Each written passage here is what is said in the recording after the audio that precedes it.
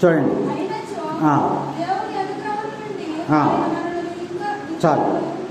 క్రీస్తు రక్తమును మనము స్వీకరించటం వలన మనకి కలిగినటువంటి రెండవ లాభం ఏమిటంటే, ఆయన రక్తము వలన నువ్వు నీతిమంతులుగా తయారవుతావు. దుష్టుడుగా, దురాలోచనగా ఉన్నటువంటి నీవు ఎప్పుడైతే క్రీస్తు యొక్క రక్తాన్ని నువ్వు స్వీకరిస్తావో అప్పుడు నీతివంతమైన జీవితాన్ని నువ్వు జీవిస్తావు. అప్పుడు నువ్వు పరలోకానికి చేరుకుంటావు. ఏదో మనము అర్థం తెలియకుండానే క్రీస్తు యొక్క శరీరమును, రక్తమును తీసుకుని మనం వెళ్ళిపోతూ ఉన్నాం. కానీ అందులో ఉన్నటువంటి రహస్యము, నిగూఢమైనటువంటి అర్థం ఏంటంటే, క్రీస్తు ప్రభు యొక్క రక్తాన్ని స్వీకరించినప్పుడు నీ జీవితము నీతివంతమైన జీవితము, పరిశుద్ధమైనటువంటి జీవితముగా మారుతుందని ప్రభు మనకి లేఖనం ద్వారా మనకు తెలియజేస్తూ ఉన్నాడు. ఇంకోటి చదువు వాక్యం, ఎఫెసీయులకు రాసిన లేఖ 1వ అధ్యాయము 7వ వచనాన్ని జ్ఞాపకం చేసుకుందాం. క్రీస్తు రక్తము వలన మనము విముక్తులమైతిమి. చాలు, విముక్తులమైతిమి. ఎక్కడి నుంచి విడుదల కలిగింది మనకి? పాపక్షమాపణ. ఏం జరుగుద్దంట? ఆయన రక్తము వలన మనకి పాపక్షమాపణ. నువ్వు చేసినటువంటి పాపములన్నిటికీ మరి క్షమించాలి. పాపం నుంచి నీకు విడుదల కలగాలి అంటే నువ్వు క్రీస్తు రక్తమును స్వీకరించాలి. అది దివ్య పూజలో మనకి లభిస్తుంది.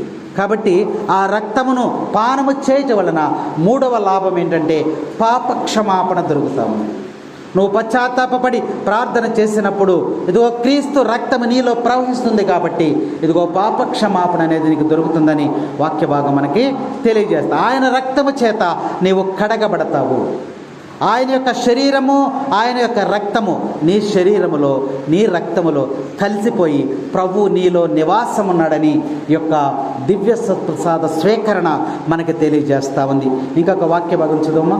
హెబ్రీయులకు రాసిన లేఖ 10వ అధ్యాయము 19వ వచనం చదువు. సోదరుల దర్శన గ్రంథం చదువు. దర్శన గ్రంథము 1వ అధ్యాయము 6వ వచనం. దర్శన గ్రంథము 1వ అధ్యాయం 6వ వచనం. క్రీస్తు రక్తం వలన నీకేమి లాభం జరుగుతుందో అక్కడ మనకి తెలియచేయబడతా ఉంది.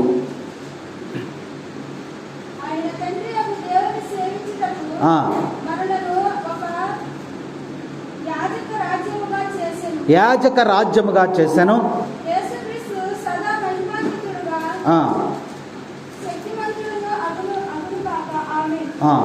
12వ అధ్యాయము 11వ వచనం. దర్శన గ్రంథం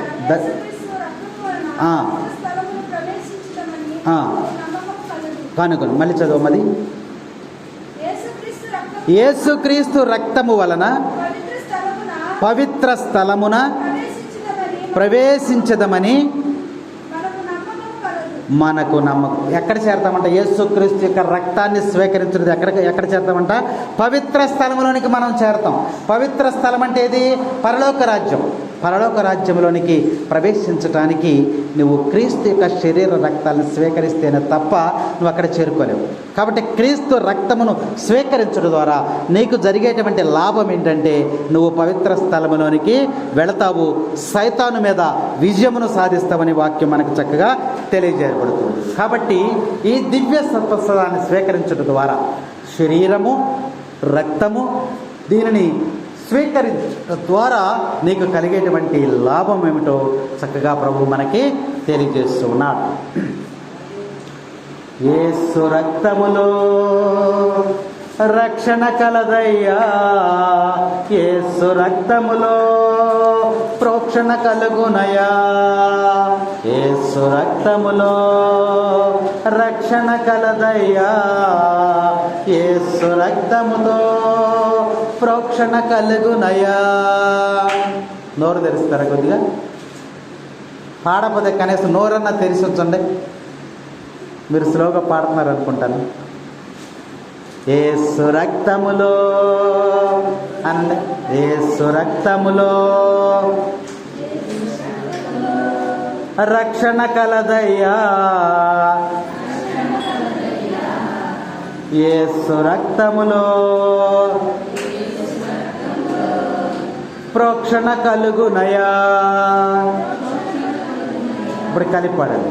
యేసు రక్తములో రక్షణ కలదయ్యా, యేసు రక్తములో ప్రోక్షణ కలుగునయా, యేసు రక్తములో విజయము కలుగునయా, యేసు రక్తములో విజయము కలుగునయా, యేసు రక్తములో విముక్తి ఉన్నదయా, యేసు రక్తములో విముక్తి ఉన్నదయా.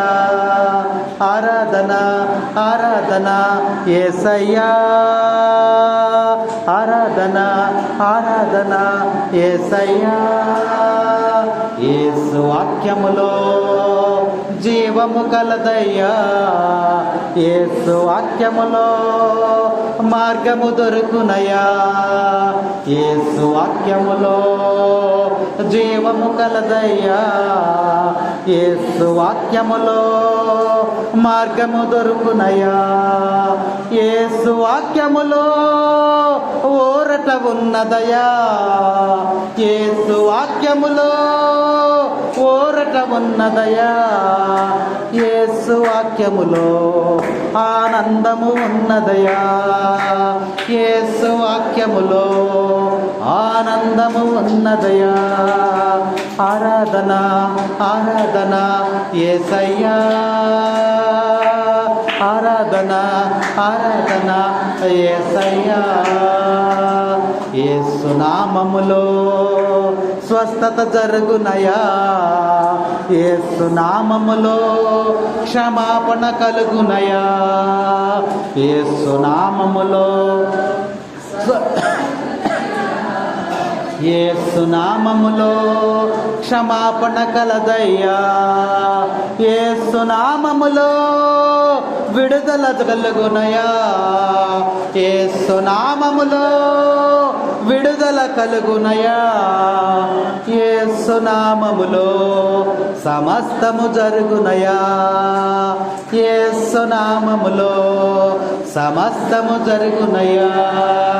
ఆరాధన ఆరాధన యేసయ్యా, ఆరాధన ఆరాధన యేసయ్యా. యేసు రక్తములో రక్షణ కలదయ్యా, యేసు రక్తములో ప్రోక్షణ కలుగునయా, యేసు రక్తములో రక్షణ కలుగయ్యా, యేసు రక్తములో ప్రోక్షణ కలుగునయా, యేసు రక్తములో విజయము కలుగునయా, యేసు రక్తములో విజయము కలుగునయా, యేసు రక్తములో విముక్తి ఉన్నదయా, యేసు రక్తములో విముక్తి ఉన్నదయా. ఆరాధన ఆరాధన యేసయ్యా, ఆరాధన ఆరాధన యేసయ్యా. Praise the Lord, praise the Lord. తండ్రి వందనం, తండ్రి స్తోత్రం, యేసువా వందనం, యేసువా స్తోత్రం. Praise the Lord. తర్వాత వచ్చిన 55వ వచనం. ఏలయనా నా శరీరము నిజమైనటువంటి ఆహారము, నా రక్తము నిజమైనటువంటి పానము. నా శరీరమును భుజించి నా రక్తమును పానము చేయవాడు నా యందును, నేను వాని యందును ఉందును. జీవము కలిగిన తండ్రి నన్ను పంపెను, నేను తండ్రి మూలమున జీవించుచున్నాను. అట్లే నన్ను భుజించువాడు నా మూలమున జీవించును. కాబట్టి తండ్రి మాటను ఆయన జవదాటకుండా యేసుక్రీస్తు ప్రభు ఈ లోకములో ఆయన మాట నెరవేర్చాడు. అలాగే ఇక్కడ ఏమంటున్నాడంటే,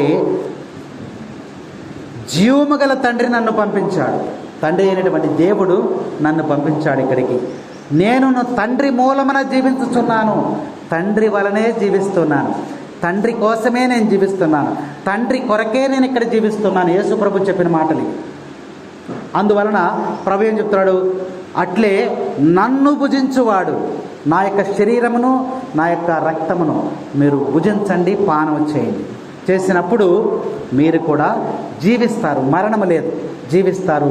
అంటే పరలోకంలోనికి చేరతారని ప్రభు ఈరోజు మనకు వాక్కు ద్వారా తెలియజేస్తున్నాడు. అందుకనే ఇదియే పరలోకము నుండి దిగి వచ్చినటువంటి ఆహారము. మీ పితరులు ఏం భుజించారు? మన్నాను భుజించారు. ఇశ్రాయేలు ప్రజలు ఏం భుజించారు? మన్నాను భుజించారు, కానీ వారు చనిపోయారు.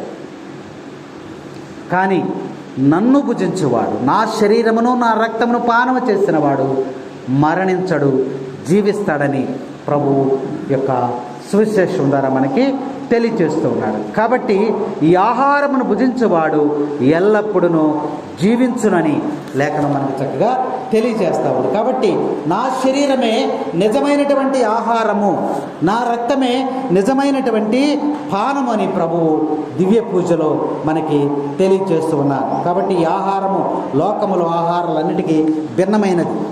కాబట్టి మనం భుజించేటువంటి ఆహారాలన్నీ కూడా శరీర సంబంధమైనటువంటి, ఈలోక సంబంధమైనటువంటి ఆహారాలు మనం భుజిస్తూ ఉన్నాం.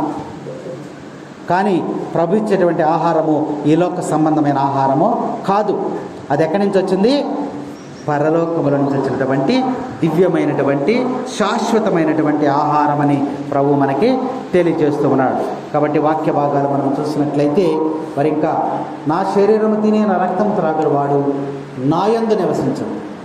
దివ్య ప్రసాదం స్వీకరించినప్పుడు నీలో ఎవరున్నారు? దేవుడు నివాసం. దేవుడు నివాసం ఉన్నప్పుడు నువ్వు ఎలా ఉండాలి? అలాగుండాలి. అవునా? కాబట్టి దేవుడు నివాసము లేనివాడు ఎలా ఉన్నాడు, దేవుడు నివాసం ఉన్నవాడు నువ్వు ఎలా ఉండాలి? వ్యత్యాసం పోలిక చూసుకోవాలి. అందుకని వాక్యము నేను నీయందు నివాసం ఉంటాను. దేవుడు నివాసం ఉన్నటువంటి స్థలమే మన యొక్క శరీరం. నీ శరీరమే దేవుని యొక్క ఆలయమే ఉన్నదని ప్రభు మనకి తెలియజేస్తున్నారు. కాబట్టి తండ్రి దేవుడు పంపించినటువంటి ఆ యొక్క కుమారుడు యేసుక్రీస్తు ప్రభువు ఈ లోకములోనికి మానవుడిగా అవతరించాడు. ఎందుకంటే మరియ తల్లి యొక్క గర్భము ద్వారా మరి ఈ లోకంలోనికి ప్రవేశించాడు. అంటే తన యొక్క ప్రేమను పంచటానికి నీ వాక్య భాగాలు మనకి తెలియజేస్తున్నాయి. ప్రేమను పంచుతూ ఉన్నాడు. ఆదిలో మీకు చెప్పాను, దేవుడు లోకమును ఎంతో ప్రేమించి తన ఏకైక కుమారుణ్ణి ఈ లోకమునకు పంపించి బలి పశువుని చేశాడు. మనందరి పాపం నిమిత్తము ఆయన బలి పశువు అయిపోయాడు అక్కడ. కాబట్టి తన ప్రేమను మనము అర్థం చేసుకోవాలి. ఎంత ప్రేమ అంటే ఈ లోకములో చాలనంత ప్రేమ, నీ ఊహకు అందనంత ప్రేమని దేవుడు దివ్య ప్రసాదము క్రీస్తు యొక్క రక్తము ద్వారా దేవుడు మనకి అందించాడు. దానిని మీరు స్వీకరించండి, పరలోక రాజ్యంలోనికి మీరు చేరుకుంటారని వాక్య భాగాలు మనకు చక్కగా తెలియచేస్తూ ఉన్నాయి. కాబట్టి ఈ దివ్య ప్రసాదానికి వ్యతిరేకముగా మనం అపరాధాలు చేయకూడదు. ఈ దివ్య ప్రసాదానికి వ్యతిరేకముగా మనము మరి ఏ అపరాధాలు కూడా చేయకూడదు. అప్పము ద్రాక్షారసములు క్రీస్తు శరీరక్తాలు కావు అనుకుంటే అది పెద్ద పాపమే, పెద్ద నేరం చేసినట్లే. ఎందుకంటే నమ్మిన వారు క్రీస్తుకు దగ్గరగా ఉండాలి, నమ్మని వారు ఎలాగో దూరంగా ఉంటారు.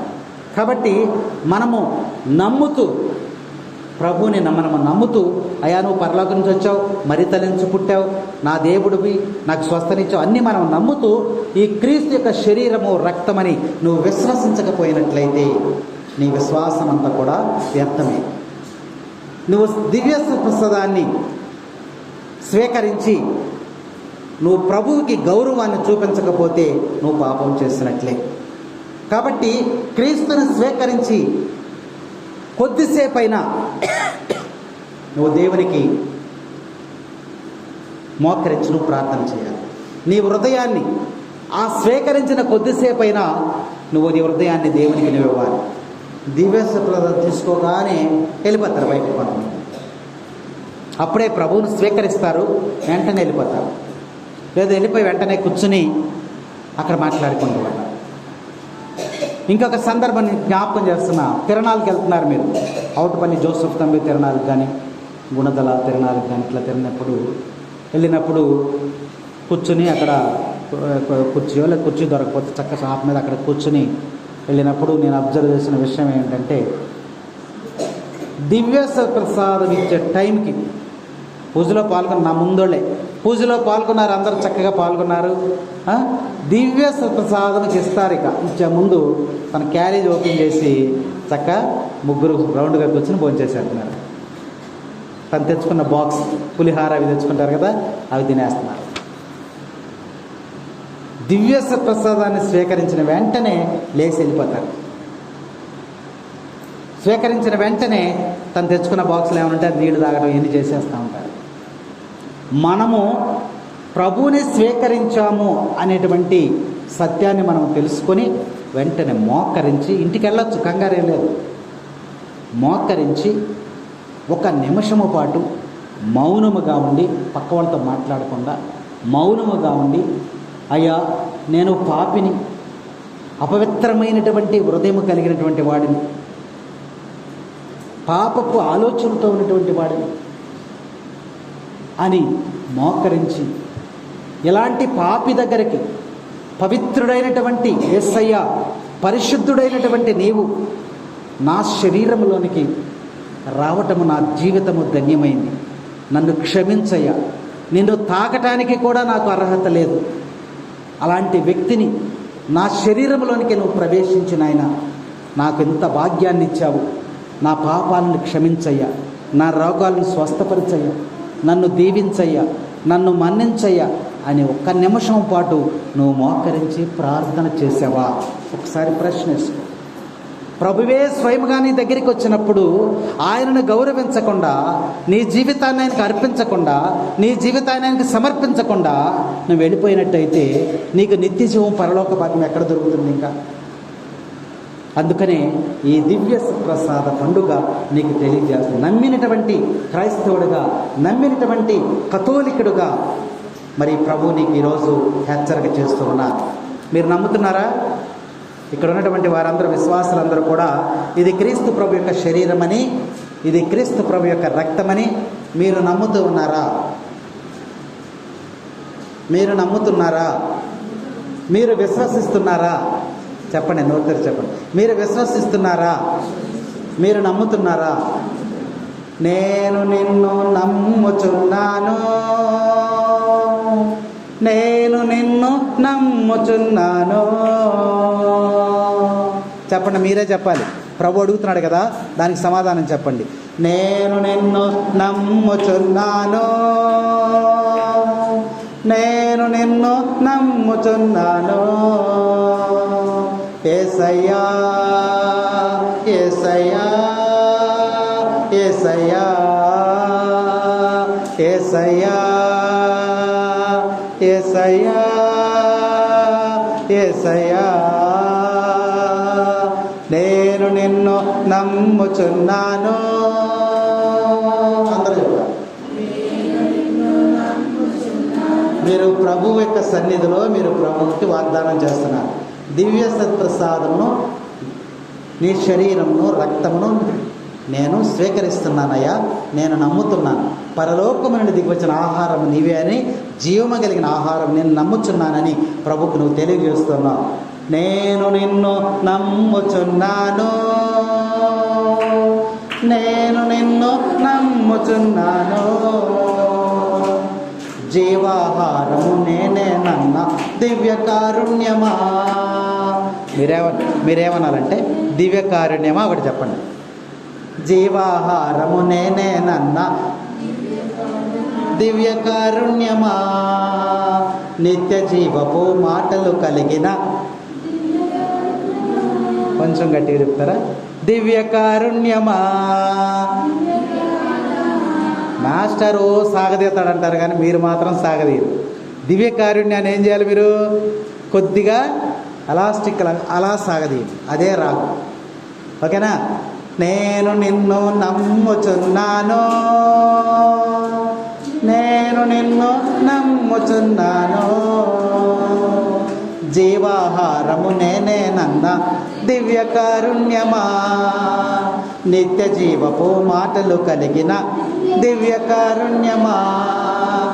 భయపడవలదని అభయమిచ్చిన, శాంతి కలుగును గాక పలికిన, నేను నిన్ను నమ్ముచున్నాను, నేను నిన్ను నమ్ముచున్నాను. నేను గట్టిగా యూత్ పడాలి, నేను అరవాలి. నేను నిన్ను నమ్ముచున్నాను. మీ వాయిస్ అనపడాలి. యేసయ్యా యేసయ్యా యేసయ్యా యేసయ్యా యేసయ్యా యేసయ్యా నేను నిన్ను నమ్ముచున్నాను. నేను నిన్ను నమ్ముచున్నాను. నేనే మంచి కాపరినన్నా, ద్రాక్షవల్లిని నేనేనన్నా, నేనే లోకముకు వెలుగు అన్నా, జీవము మార్గము సత్యము అన్నా.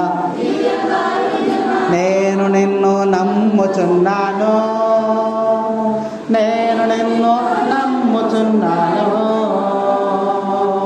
నేను నిన్ను నమ్ముచున్నాను. నేను నిన్ను నమ్ముచున్నాను. గుడ్డి వారికి దృష్టి నొసగిన, కుంటి వారికి నడకనిచ్చిన, మోగవారికి మాటనిచ్చిన, చెవిటి వారికి వినికిడినిచ్చిన దివ్య కారుణ్యమా, నేను నిన్ను నమ్ముచున్నాను. నేను నిన్ను నమ్ముచున్నాను. జీవాహారము నేనేనన్న దివ్య కారుణ్యమా, నిత్య మాటలు కలిగిన దివ్య కారుణ్యమా, నేను నిన్ను నమ్ముచున్నాను. నేను నిన్ను నమ్ముచున్నాను. నేను నిన్ను నమ్ముచున్నాను. నేను నిన్ను నమ్ముచున్నాను. Praise the Lord, praise the Lord, praise the Lord. దివ్య సత్ప్రసాదం స్వీకరించినటువంటి నీవు, ప్రభు యొక్క శరీర రక్తాలు స్వీకరించిన నీవు, ఆ కొద్ది క్షణము సాష్టాంగపడి ప్రభువును నీవు ఆరాధించాలి, ప్రభువును నీవు స్తుతించాలి, ప్రభువు నీవు గణపరచాలి. ప్రభువును స్వీకరించేటువంటి అర్హత చాలామందికి దొరకదు. అలాంటి అవకాశం కథోలికులుగా ప్రభు ఏమైతే గ్రంథములో బోధించాడో మనకి దానిని అక్షరాల నెరవేర్చేటువంటి బలిపీఠము దగ్గర అభిషక్తులైనటువంటి గురువు చేత ఆ యొక్క శరీరమును రక్తమును పానం చేస్తూ ఉన్నాం. ఎప్పుడు వరకు పానం చేయమన్నాడు యేసు ప్రభు? మీరు ఇది చేస్తూనే ఉండండి నా జ్ఞాపకార్థం. అంటే నువ్వు స్వీకరించినప్పుడల్లా నువ్వు ఎవరిని జ్ఞాపకం చేసుకోవాలి? ఎందుకు జ్ఞాపకం చేసుకోవాలంటే ఈ సిలువ వేసేటువంటి స్థానంలో నిన్నయ్యారు సిలువ. ఈ స్థానం ఎవరిది? మంది. ఇక్కడ సిలువలో మనం ఉండాలి. మన పాపముల నిమిత్తమై మనం ఈ బాధలన్నీ పడాలి. కానీ నువ్వు పడకుండా నిన్ను రక్షించటానికి, నిన్ను కాపాడటానికి, నిన్ను తప్పించి నీ స్థానంలో ఈయన వచ్చాడనేది నువ్వు జ్ఞాపకం చేసుకోవాలి. జ్ఞాపకం చేసుకుని ఆయన దివ్య శరీరం సజీవ దేహాన్ని నువ్వు స్వీకరించాలి. కాబట్టి యేసుక్రీస్తు ప్రభువు ఎక్కడ ఉన్నాడు అంటే ఆయన ఎక్కడున్నాడు? దివ్య సత్ప్రసాదములో దాగి ఉన్నాడని లేఖనం మనకి తెలియజేస్తాం. ఆఖరికి ఇది పడుకుని ముగించుకున్నాం. దివ్య సత్ప్రసాదములో నా ప్రభువు దాగి ఉన్నాడు అనే సత్యాన్ని నువ్వు తెలుసుకోవాలి. పాడతారుగా పాటలు, దివ్య సత్ప్రసాదం ఇచ్చినప్పుడు పాటలు, విందు విందు పడతారుగా. ఆ విందు ఎవరిది? ఉచితముగా ఇవ్వబడినటువంటి విందు. మనం ఏ విందుకి వెళ్ళినా పైసలు చెల్లించాలి. కానీ దేవుడిచ్చేటువంటి విందు ఉచితమైనటువంటి విందు. ఈ విందులో అందరూ పాల్గొనాలి. యేసు ప్రభు ఒక ఉపమానం చెప్తాడు ఇక్కడ. నేను ఒక విందుని ఏర్పాటు చేస్తున్నాను, అది అందరికీ ఉచితంగా నేను ఏర్పాటు చేస్తున్నాను, ఆ విందుకి అందరిని పిలుచుకురండి అన్నారు. కొంతమందిని పిలిచాడు ముందు. మీరు వెళ్ళి అదిగో ఆయన పిలవండి, ఆయన పిలవండి, ఆయన పిలవండి, ఈయన వద్దులే, ఆయన పిలవండి. పెళ్ళిళ్ళకి మనం పిలుస్తాం కదా కొంతమందిని, కొంతమంది తప్పించి కొంతమంది పిలుస్తూ ఉంటాం కదా. అట్లాగే కొంతమందిని పిలిచాడు. ఎవరిని పిలిచాడంటే ఇశ్రాయేలు ప్రజలను పిలిచాడు ఆనాడు. తర్వాత క్రీస్తు ప్రభు వచ్చిన తర్వాత యూదులను పిలిచాడు. రండి మీరు, నేను ఇచ్చే ఇక విందును మీరు స్వీకరించండి అని పిలిచాడు. ఆ విందుకు రాలా, పిలిచిన వాళ్ళు ఎవరో రాలా. ఏం చెప్పారు? సాకులు చెప్పారంట. ఒక విందుని ఏర్పాటు చేసి రమ్మంటే సాకులు చెప్పారు. ఏంటా సాకులు? నేను జామ తోటలోకి వెళ్ళాలి, అక్కడ నీరు పెట్టాలి, ఇప్పుడు నాకు కుదరదు. నేను హాస్టల్ పిల్లలను చూడటానికి వెళ్ళాలి, నాకు ఇప్పుడు కుదరదు. ఇంకొకళ్ళు ఇవాళ మీటింగ్ ఉంది, నేను అక్కడికి వెళ్ళాలి, కుదరదు. ఈయన సాకులు చెప్పి ఆ విందుకి ఎవరో రాలా. అప్పుడు రాజు దగ్గరికి వచ్చి చెప్తున్నారు, ఏరి ప్రజలేరి అన్నీ కూడా వడ్డించి రెడీగా ఉన్నాయి, తినడానికి ఎవరు రాలేదని అంటే, అందరినీ పిలిచామయ్యా, ఎవరూ రాలేదు. రాలేదా?